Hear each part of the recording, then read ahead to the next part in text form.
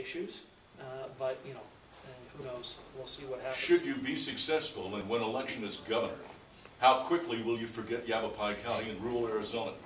Never.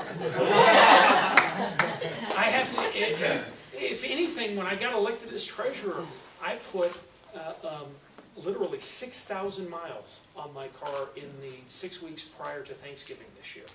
Since I took office, I've literally done tens of thousands of miles driving around because too many of our folks, they get elected and they think, oh, I'm the governor of the state of Maricopa because that's close and easy.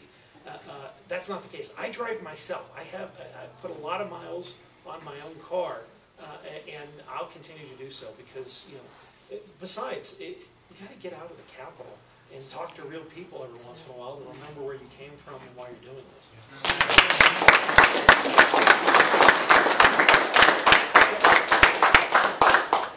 Thank you. Thank you.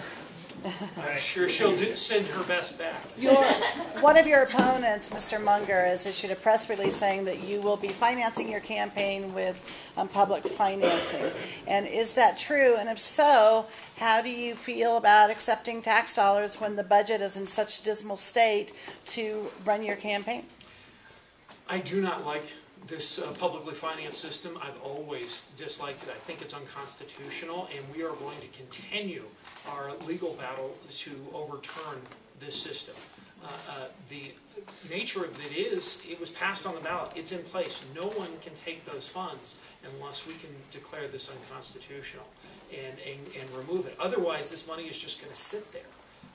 And that's very unfortunate. I'd like to get rid of the system completely.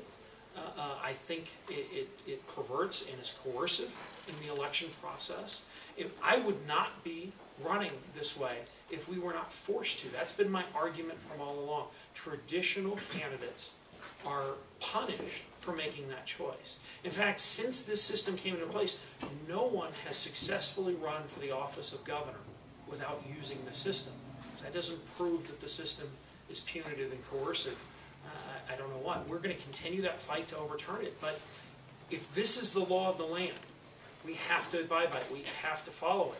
I'm not going to intentionally disadvantage our campaign in this way. There are a lot of problems this state faces, and you can't fix any of them if you don't govern, if you don't get elected. And so we'll use the system as it exists. The best analogy would be football. If you've got a team that doesn't like the instant replay rule and they try to overturn it, but they're in the Super Bowl and they got a bad call, I can guarantee you they're going to use the instant replay system as long as it's in place. And that's basically where we are. I don't like it, and we're going to continue to fight it. And I think this very much proves the point that if you're not a multimillionaire with lots of money in the bank and can just buy the seat, you pretty much are forced to run under the system. Yes, sir. Fortunately, the Goldwater case should reach a decision yet this week, which is trying to throw out clean elections. Now, pardon me? Matching funds. Matching funds, okay. Yes. Next, my question is, how close to the constitutional maximum of state indebtedness are we at this time? Good. Two very good questions. First of all, you are correct. In fact, we're filing another motion, another filing probably in the next 24 to 48 hours in regards to the case, specifically asking for the preliminary injunction, asking to defeat clean elections. Even though that would not be to my personal benefit at this point, my personal benefit isn't as important as the state and the Constitution and the First Amendment.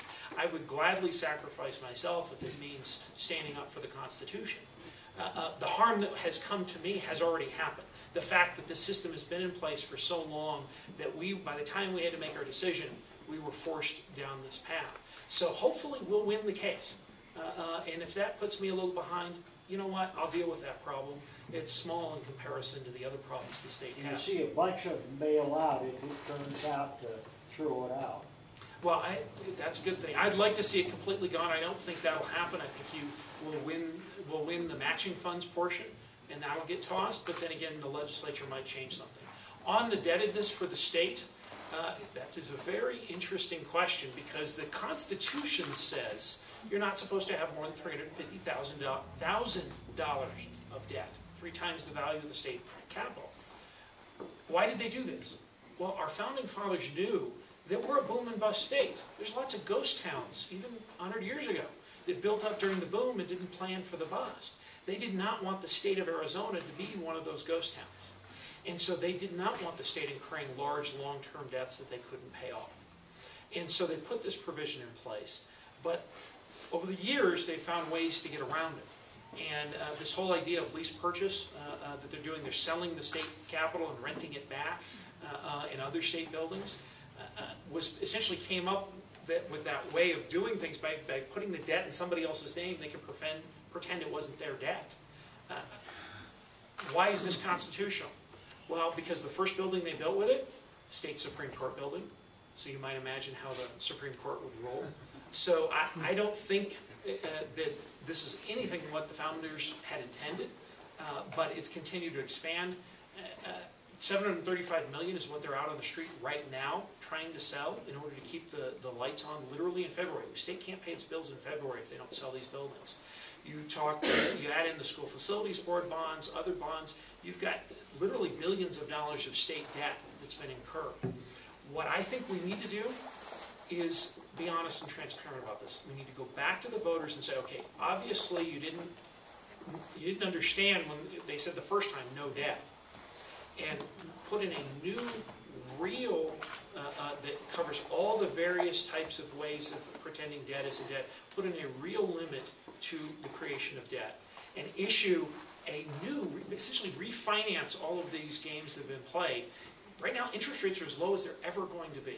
I don't think, well, in our lifetime we'll see interest rates this low again. If we change that provision, put in a real cap, and refinance, we can save potentially hundreds of millions of dollars in annual debt service costs.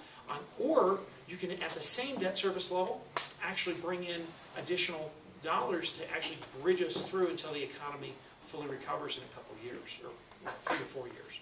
Yes? We're very fortunate in Yavapai County and Prescott to have people that are involved in government right now. Steve Pierce, Andy Tobin, Lucy Mason, Ken Bennett. The reason why they're there is they have core values. The reason why our governor now has fallen off the wagon is because she's lost her core values. Share with me a little bit about your core values, and if you become governor, if you will keep your core values. Well, first of all, I'm really cheap. I am so cheap that I've discovered that if you don't change your position, you can keep reusing the same materials every campaign. And so it's actually fiscally smart to be consistent.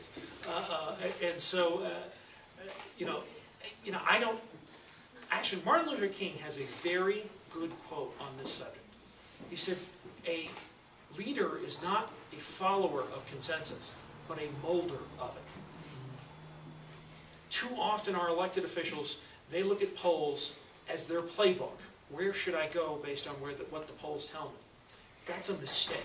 I think polls should be your scoreboard. It tells you how far you've gone and how much farther you need to go in order to get to the goal line. I'm not going to change my positions because, that's just who I am. Now, I listen to the public. I listen to both sides. If you talk to anyone who worked with me in the years in the legislature, people have problems and they approach it from different directions. I mean, the specific nature of how people address in our government, the way it's addressing problems now, they're defining success by the number of people they're helping. They see a problem, they want to help them. And that's a fundamental difference. My core belief is, it's not enough to just help them. It's more important to help them get to a point where they don't need your help. That's where the focus and energy should be. So from a core principle, smaller government, less taxes, get out of the way, transparency. As the sheriff was saying, the best cure for corruption is the sunshine. I mean, shining the light on what's going on actually eliminates it more than anything.